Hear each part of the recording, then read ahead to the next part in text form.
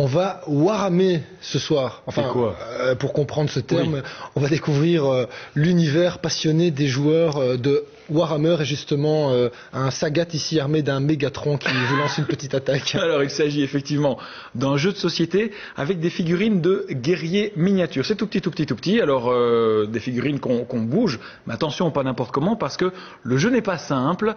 Il demande un gros investissement de la part de ses adeptes. Vous savez quoi, Sébastien? Dites-moi. Eh bien, il existe plusieurs clubs de Warhammer en Belgique et Julien Delceau a testé pour nous celui de Louvain-la-Neuve. Regardez.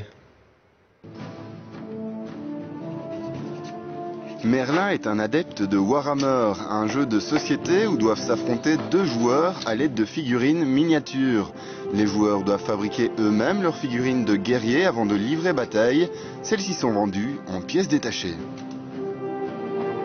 Voilà, une simple boîte avec le film plastique est plus là, et dedans on a en général des grappes ici, des grappes plastiques, donc sur lesquelles on a toutes les pièces qu'il faut découper, coller, etc. et puis qu'on va peindre pour obtenir des figurines correctes, quoi.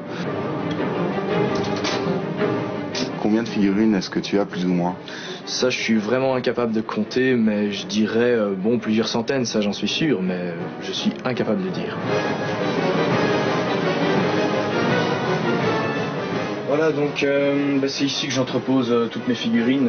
On peut voir ici un univers assez futuriste avec des machines, des robots, science-fiction comme on voit dans Star Wars et tous les grands classiques, je vais dire. Et puis il y a aussi un autre univers, donc c'est un univers plutôt fantastique, comme le Seigneur des Anneaux un peu. Donc c'est-à-dire on retrouve les nains, les elfes, et puis ici il y a les morts vivants, donc c'est médiéval fantastique. Merlin et ses chevaliers miniatures sont prêts à passer à l'action. Direction un magasin de jeux à Louvain-la-Neuve où il a rendez-vous avec d'autres joueurs. Merlin est vice-président d'un club de Warhammer. Une trentaine de membres se rassemblent pour livrer bataille. Mais d'abord, quelques explications pour savoir comment on joue.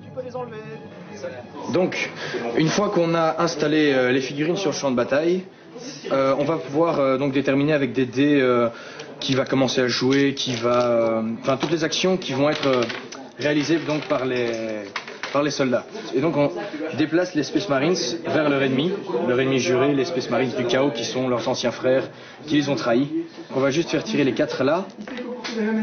Et donc il y a des règles qui déterminent le résultat à obtenir. Et par exemple ici ils doivent obtenir 3 ou plus. Donc ça veut dire que tous les résultats de 3, 4, 5 ou 6 sont des réussites.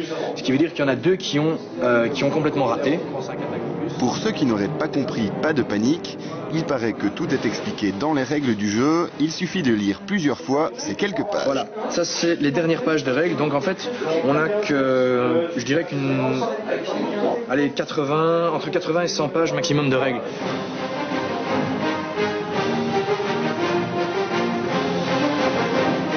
Combien de temps est-ce que tu passes à Warhammer finalement? Je dirais un quart de mes temps libres. C'est une passion, ça fait longtemps aussi, mais par exemple, moi je place les concerts et la musique avant ça. Entre un tournoi de Warhammer et un bon concert de métal, j'hésiterai pas longtemps. Pour ces passionnés, une limite est donc nécessaire, car quelques figurines seulement coûtent déjà plus d'une vingtaine d'euros et que les parties durent souvent plusieurs heures. Et si ça vous dit de tester, vous pourrez retrouver toutes les infos sur les stages et les réunions de joueurs organisées à Louvain-la-Neuve sur le site www.casedépart en un mot et sans accent.